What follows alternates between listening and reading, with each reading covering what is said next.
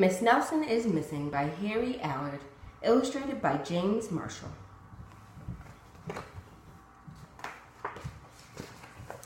The kids in room 207 were misbehaving again. Spitballs stuck to the ceiling, paper planes whizzing through the air. They were the worst behaved class in the whole school. "Now settle down," said Miss.Nelson in a sweet voice, but the class would not settle down. They whispered and giggled, they squirmed and made faces. They were even rude during story hour, and they always refused to do their lessons. "Something will have to be done," said Miss.Nelson. The next morning, Miss.Nelson did not come to school. "Wow," yelled the kids. "Now we can really act up." They began to make more spitballs and paper planes. "Today, let's be just terrible," they said. "Not so fast," hissed the unpleasant voice. A woman in an ugly black dress stood before them. "I am your new teacher, Miss Viola Swamp," and she whacked the desk with her ruler. "Where's Miss.Nelson?" asked the kids. "Never mind that," snapped Miss.Nelson. "Open those arithmetic books." Miss.Nelson's kids did as they were told. They could see that Miss Swamp was a real witch. She meant business. Right away, she put them to work and loaded them down with homework. "We'll have no story hour today," said Miss Swamp.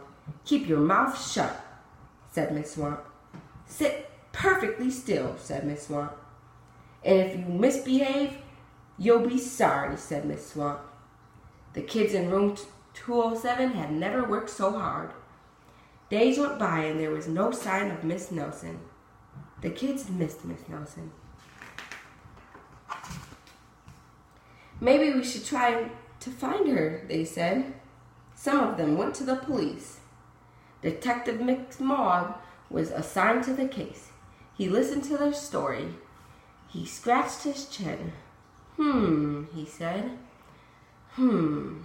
"I think Miss.Nelson is missing." Detective McMogg would not be much help. Other kids went to Miss.Nelson's house. The shades were tightly drawn and no one answered the door. In fact, the only person they did see was the wicked Miss Viola Swamp coming up the street. "If she sees us, she'll give us more homework." They got away just in time. "Maybe something terrible has happened to Miss.Nelson. Maybe she was gobbled up by a shark," said one of the kids. But that didn't seem likely. "Maybe Miss.Nelson went to Mars," said another kid. But that didn't seem likely either. "I know," exclaimed one know-it-all. "Maybe Miss.Nelson's car was carried off by a swarm of angry butterflies." But that was the least likely of all.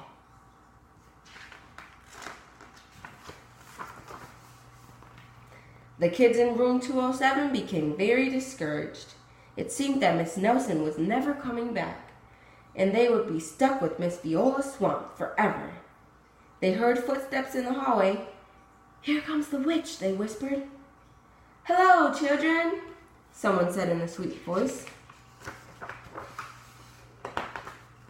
"It was Miss.Nelson. Did you miss me?" she asked. "We certainly did," cried all the kids. "Where were you?" "That's my little secret," said Miss.Nelson. "How about a story hour?" "Oh, yes," cried the kids. Miss.Nelson noticed that during story hour, no one was rude or silly. "What brought about this lovely change?" she asked. "That's our little secret," said the kids. Back home, Miss.Nelson took off her coat and hung it in the closet, right next to the ugly black dress. When it was time for bed, she sang a little song. "I'll never tell," she said to herself with a smile. P.S. Detective McMogg is working on a new case. He is now looking for Miss Viola Swamp. The end.